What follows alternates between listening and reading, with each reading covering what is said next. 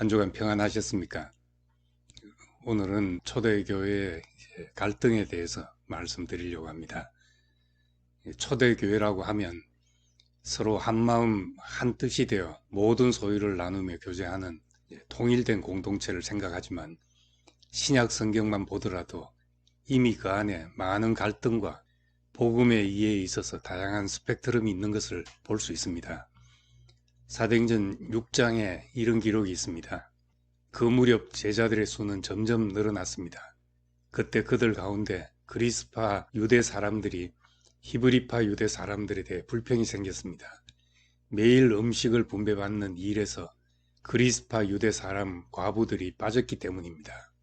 우리는 이 말씀에서 구제하는 일에 차별과 갈등이 생겼다는 것과 예루살렘 교회 안에 그리스파 히브리파라는 파벌까지도 있었다는 것을 알 수 있습니다. 처음에 유대인들을 중심으로 예루살렘에서 시작된 교회 안에 이방 문화권에서 살던 많은 디아스포라 유대인이 들어오게 되면서 이들 사이에 갈등이 시작됐습니다. 그래서 이방 지역 출신 지도자들인 7집사를 뽑았습니다. 구제하는 일을 위해 뽑았다고 했지만 실제로 사도행전에 이들의 구제 활동에 대한 기록은 없이 바로 스데반의 공회합 변론과 빌립의 사마리아 전도 이야기로 넘어가는 것을 보면 사실상 그들은 갈릴리 출신 제자들과는 별개로 그리스파 유대인들을 돌보는 교회의 지도자였을 것으로 짐작이 됩니다. 교회가 퍼져나가면서 인종적 지리적 배경에 따라 조금씩 다른 모양이 나타났습니다. 공동체의 구성원이나 지도자의 배경과 전통에 따라 복음의 이해 역시 조금씩 달라지는 것은 자연스러운 일이었습니다. 초대교회는 크게 팔레스타인 지역의 유대적 기독교와 디아스포라 유대인을 중심한 그리스파 기독교로 구분됩니다. 유대파 기독교는 12사도를 중심으로 야고보와 베드로가 지도자였습니다. 그리스파 기독교는 7집사가 중심이 되었는데 후일 요한과 바울이 주도하였습니다. 유대파 기독교는 지난주 베드로의 설교에서 말한 것처럼 복음을 구약의 성취로 이해했습니다. 그런 견해를 보여주는 대표적인 성경이 마태복음과 야고보서입니다. 마태복음 5장에 내가 율법이나 선지자들의 말을 폐하러 온 줄로 생각하지 말라. 폐하러 온 것이 아니라 완성하러 왔다. 천지가 없어지기 전에는 율법은 1.1획도 없어지지 않고 다 이루어질 것이다. 이런 말씀은 마태복음에만 강조하는 말씀이고 마태가 유대적 기독교의 주류에 속한 사람임을 말해줍니다. 또 야고보서에는 영혼이 없는 몸이 죽은 것 같이 행함이 없는 믿음은 죽은 것입니다. 라는 말씀이 나옵니다. 이 말씀도 복음이 율법의 완성이라는 마태의 관점과 일치합니다. 예루살렘 교회는 율법의 전통을 지키는 실행에 관심을 두었고 그들의 편협한 선민의식 때문에 이방 선교에 대해서는 소극적이거나 부정적이었습니다. 오직 예루살렘 성전을 중심으로 복음을 율법의 완성이요 하나님의 약속의 성취로 이해하는 데 만족했습니다. 반면 스데반의 설교는 반유대교적이고 반성전적이었습니다. 스데반은 이스라엘 백성들이 광야에서 만든 금송아지를 손으로 만든 것이라고 말한 후 예루살렘 성전을 가리켜서도 손으로 만든 것이라고 했습니다. 이것은 예루살렘 성전에만 하나님이 계신다고 믿는 것 역시 일종의 우상숭배라고 한 것인데 유대교의 편협한 민족주의, 지역주의를 벗어나게 하는 메시지였습니다.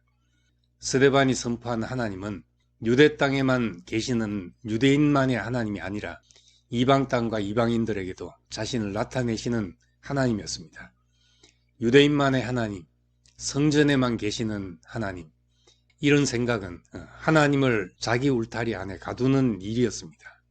스데반과 빌립을 중심으로 한 7집사와 그리스파 유대 기독교인들 덕분에 복음은 더 널리 퍼질 수 있는 보편적 가치를 담게 되었습니다. 이들이 아니었으면 초대교회는 유대교의 틀을 벗어나지 못하고 팔레스타인 땅에서 국지적인 지방 종교로 끝났을지도 모릅니다.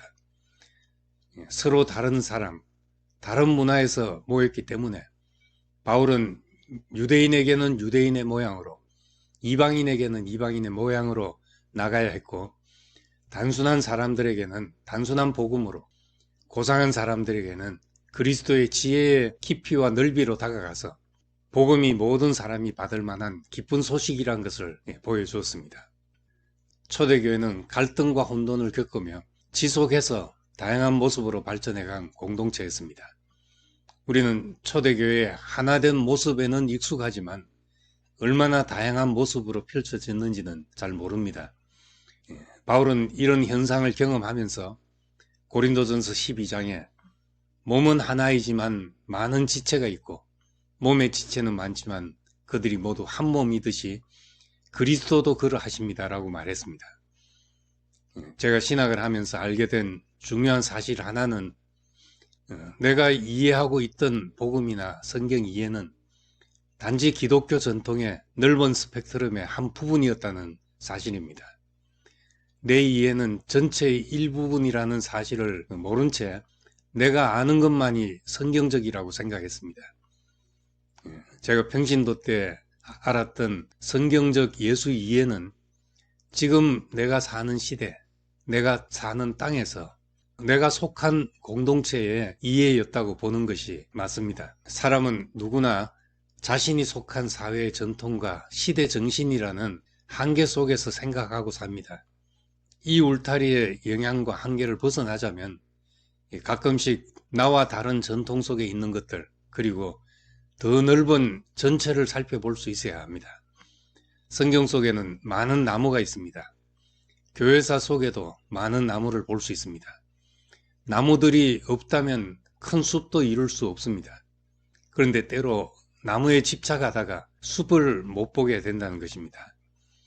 우리 한 사람 한 사람의 이해는 나무 한 그루밖에 안 되지만 하나님은 이 모든 사람, 이 모든 나무를 불러 숲을 이루십니다. 그렇기 때문에 복음은 어느 개인 한 사람 또는 어느 한 종파만이 다 안다고 할 수 없습니다.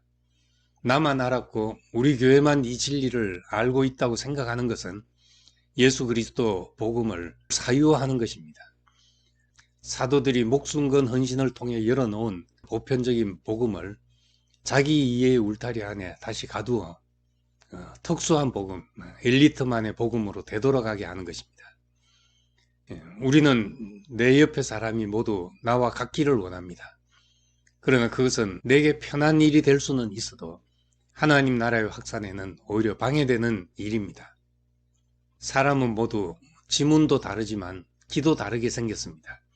같은 자리에서 같은 말을 들어도 이해하는 정도와 방식은 모두 다릅니다. 이런 특성 때문에 사람들 사이에 오해와 갈등도 생깁니다. 우리로서는 참으로 불편한 일이지만 그리스도에 청량할 수 없는 풍성함을 나타내는 일에는 너무나 요긴하고 귀한 특성입니다. 그래서 사람이 모인 교회는 그리스도의 몸이 되어 만물 안에서 만물을 충만케 하시는 분의 충만이 됩니다. 내 이해가 그리스도의 몸의 한 부분이 되게 하신 것을 감사드립니다.